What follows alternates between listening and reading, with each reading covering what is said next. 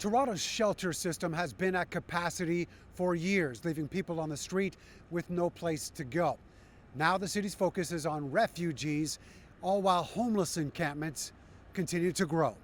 It's frankly the hardest period I've ever seen in Toronto's history in terms of the problem of housing people. The scene outside Lamport Stadium today is eerily similar to the example set a little more than 2 years ago, with tents lined up for people without homes to live in.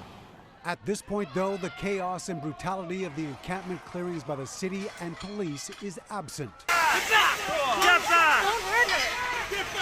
But the problem of creating space in an already overcrowded system is greater than it was. We know that we just don't have enough shelter space, and quite frankly, by the time that the weather gets cold, it's not going to appear magically. So what is the actual plan? How are we going to make it safe for people to remain outdoors if we don't have indoor space for them to go? Those working to help those living on the streets say resources from the city haven't changed, and the issues affect both unhoused people and newcomers alike, all while elected officials continue to point fingers while waiting for solutions. We only really have the property tax to deal with that problem, and the cracks are showing, and it's showing up in people living in very, very miserable circumstances.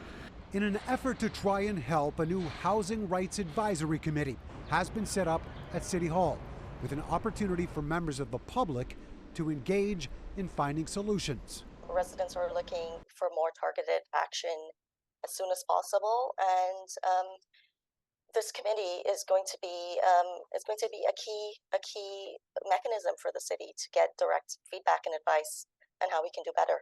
It's estimated that the Lamport encampment has grown to at least 40 people over the last couple of months alone, along with others around the city, while waiting for the shelter and housing that's needed.